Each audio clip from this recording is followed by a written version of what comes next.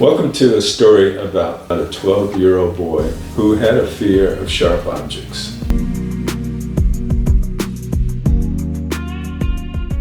So we're going to talk about phobias. There are different kinds of phobias. There's fear of heights, there's fear of water.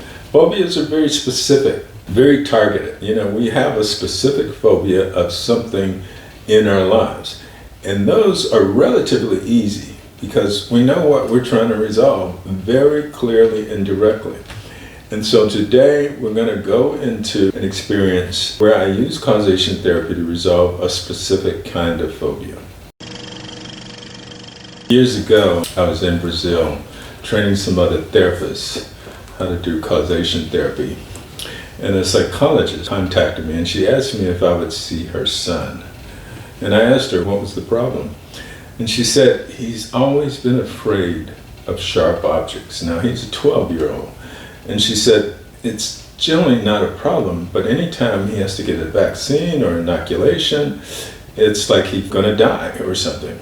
And she also said that he avoids knives and things in the kitchen that are sharp. So she said it can be a real problem sometimes. At 12 years old, I was pretty sure that what was going on with him was probably tied to some kind of past life trauma.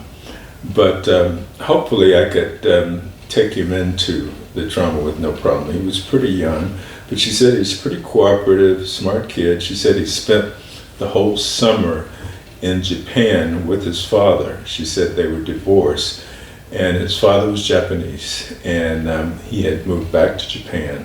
And she said the interesting thing about it is that when he got back, he was almost fluent in Japanese. He just picked up the language somehow very easily. And I knew from hearing that he probably had a past life in Japan, but I thought, well, we'll see what happens. I ended up seeing him and I'm talking with him in my office about his trip to Japan first. I asked him, how did he like Japan? He said, oh, I really love Japan. I'd like to actually live there. And I said, I hear you learned the language pretty well. And he said, yeah, it seemed to come really easily for me. So he was a very friendly kid. I asked him about his concern or fear about sharp objects. And he said right away, no, I don't like anything sharp. I try to avoid it. It just bugs me. So I said, okay, we're going to do a little process and we're going to go on a journey. I led him into the soul journeys process regarding his fear of sharp objects. This is a non-hypnotic process, so I didn't need to put him in a hypnotic trance or anything.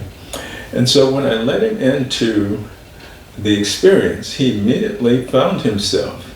And he says, I'm a Japanese warrior and we just finished a battle.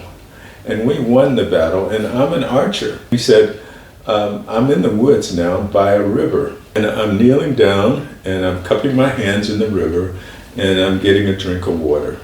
And he described as he was just in this beautiful forest by a river, drinking water, and he described even a leaf that had fallen off from one of the branches above, and it floated down into the river and just gently glided down the river. The way he described that was like a Japanese koan. It was like poetry, and I was shocked that at 12 years old he could actually share it that way. He said, he had just stood up and he hears this zip, and he looks down in the front of his chest and he sees an arrowhead sticking out of his chest.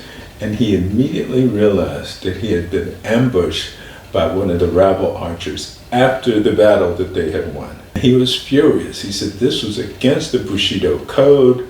It's not proper for him to ambush me this way. At first he was really angry, and then he started to think, how do I survive this? And he was trying to pull the arrow out of his chest, but it was lodged in there pretty good, and he couldn't pull it out, he couldn't move it.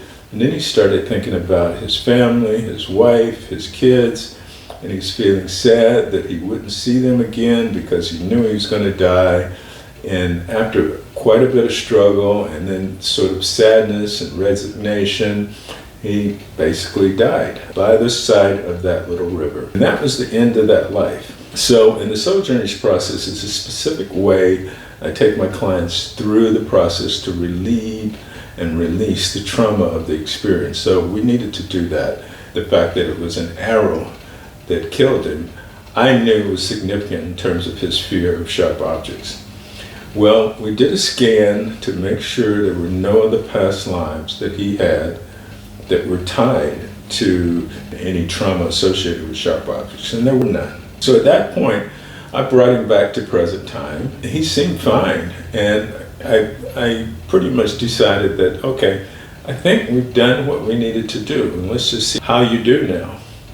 And so I called his mother back into the office, and I let her know, okay, I think we've done what we need to do. Let me know how he is.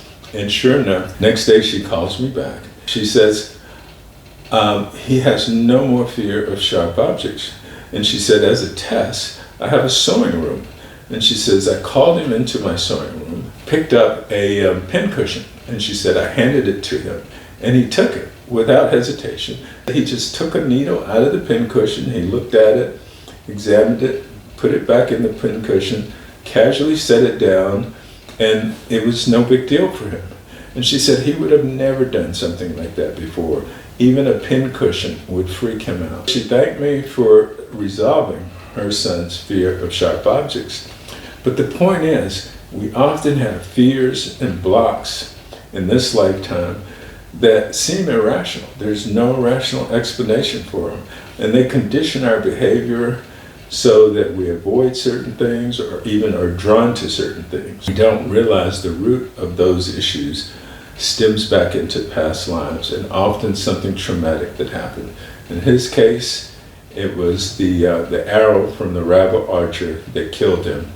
And once we released that trauma, he had no more fear of sharp objects. I'm going to be sharing a lot more of these kind of videos, sharing stories with you of experiences from my clients. Sometimes they'll be traumatic, sometimes they'll be where they did amazing things, and you'll get a sense of how past lives affect our present life in so many ways that we don't realize. And causation therapy is a way to resolve those traumas, there's blocks, there's fears that condition our behavior in present life without us realizing how.